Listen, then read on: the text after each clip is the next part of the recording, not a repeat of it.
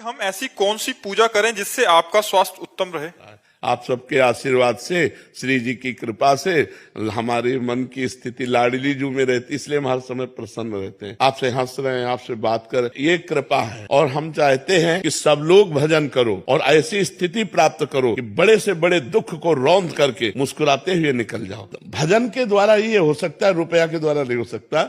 ये हर किसी परिस्थिति में हम दुख में मुस्कुराएं, ये केवल भगवान के बल से हो सकता है और दूसरी परिस्थिति ने। तो आपका ये जो सद्भाव है यही हमको आगे बढ़ा रहा है, हमको दुख से बचा रहा है। आप लोगों की सद्भावना, और कुछ करने की जरूरत नहीं। ये जो आप सद्भावना कर रहे हो ना कि आप स्वस्थ रहो, आप सुखी रहो, यही सद्भावना हमको स्वस्थ रख रही, सुखी रख रही। बकाया तो जब तक प्राण नहीं जाएंगे तब तक वो भोगना पड़ेगा। सब ब्रजवासियों का आशीर्वाद, संतों का आशीर्वाद, आप सबका प्यार ही हमको सुरक्षित किए हुए। चिंता मत करो, जब तक जिएंगे तो दहाड़ते रहेंगे, जब जाएंगे तो श्री जी के पास दहाड़ेंगे।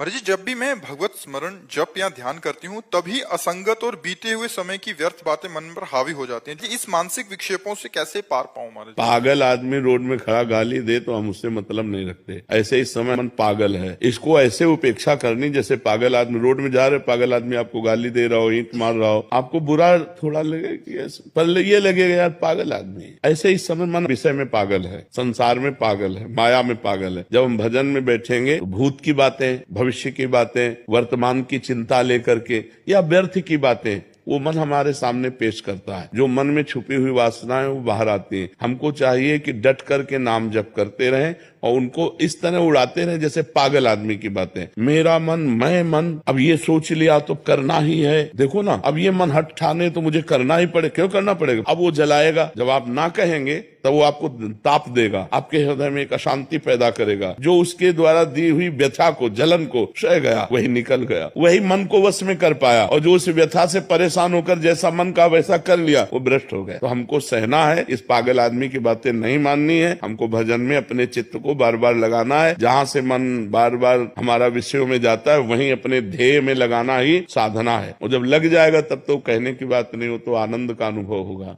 हम ऐसी कौन सी पूजा करें जिससे आपका स्वास्थ्य उत्तम रहे?